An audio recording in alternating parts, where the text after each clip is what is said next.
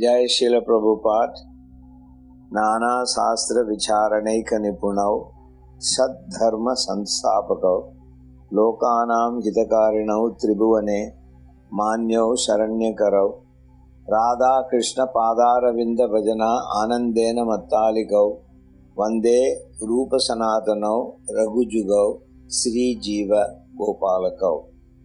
So there are 32 vidyas. We discussed the first one, Shat Vidya. Now we'll see what is the second one. Bhuma Vidya.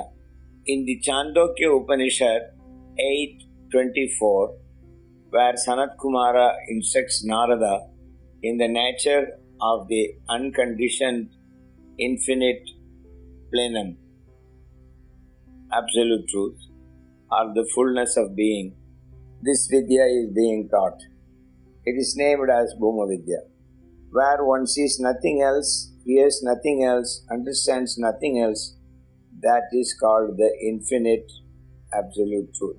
But where one sees something else, hears something else, understands something else, that is called the little finite. In other words, infinitesimal in Srila Prabhupada's words. That which is infinite is immortal, and that which is finite is mortal. That's understandable.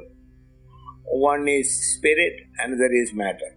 This is perhaps the greatest of all the Upanishadic Vidyas, for it sums up the entire result of all philosophies and the different quests in the subject of Vedanta. This particular Vidya treats of the most exalted absolute state of unlimited bliss and immortal life, after attaining which one returns not to the mortal existence. In the Brihadaranyaka Upanishad, Maitreyi is instructed by her husband Yajnavalkya.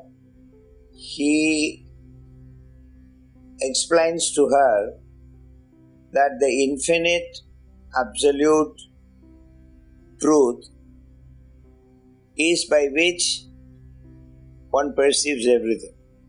And since the perceiver does not have a separate individual independent existence apart from the shelter or Asraya Tattva, so Yajnavalkya makes it very clear that there is the observer who uses his senses either in the conditioned state or in the purified state to conceive something, and the only conceivable thing is the highest infinite absolute truth.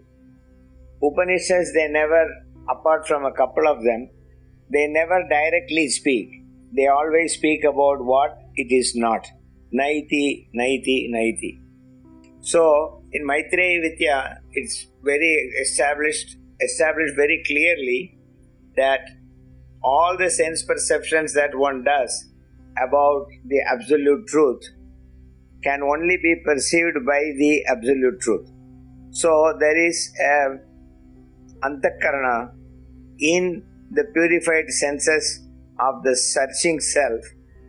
There is an antakarana which will be able to see, hear, smell, and know and understand, etc., only by the mercy of the infinite.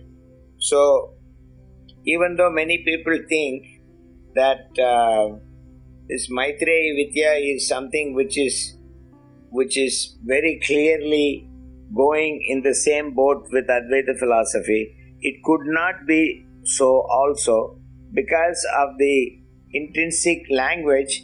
It sounds like it is only speaking oneness, but it does speak the difference also when he speaks about who is the seer, who is the smeller, who is and what is the criteria for making a person who doesn't see any of this and makes him to see everything in infinite. So, see Chaitanya Mahaprabhu Gaurasundara's philosophy of Achintya Bheda Bheda Tattva is very nicely founded on this Vidya known as Maitreyi Vidya. We will stop here for want of space. We will take number 4, Sandilya Vidya, in the next segment.